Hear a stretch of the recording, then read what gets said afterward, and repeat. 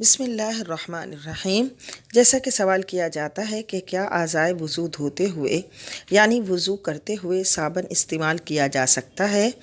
تو جی ہاں، کیونکہ اعضائے وضو جو دھوئے جاتے ہیں تو مقصود یہی ہوتا ہے کہ ان اعضاء کی نظافت حاصل کرنا، ستھرائی حاصل کرنا اور ان کو اللہ کے بتائے ہوئے طریقے کے مطابق دھونا،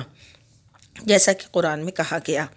تو اس طریقے سے ان اعضائے وضو کو دھونا۔ لہٰذا اگر اس میں ضرورت کے تحت یا نظافت حاصل کرنے کے لیے صابن استعمال کیا تو کوئی حرج کی بات نہیں ہے، کیونکہ مقصود یہی ہے کہ اعضائے وضو پر سے صحیح طریقے سے پانی بہہ جائے۔ پانی بہنا ضروری ہے، اس لیے جب اپنے وہ اعضاء جو کہ وضو میں دھوئے جاتے ہیں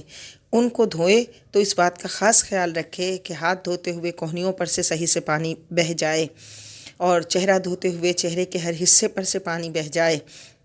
پاؤں دھوتے ہوئے ٹخنے اور ٹخنے کے پیچھے والا حصہ اور ایڑیاں سب صحیح طریقے سے دھل جائیں، یعنی ان پر سے پانی بہہ جائے۔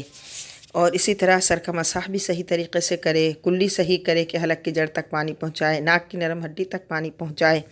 اور صحیح اہتمام کے ساتھ وضو کرے کہ اللہ کے نبی صلی اللہ علیہ وسلم نے ارشاد فرمایا کہ میں اپنی امت کو اعضائے وضو کے چمکنے سے پہچانوں گا، بس جس سے ہو سکے اس چمک کو زیادہ کرے۔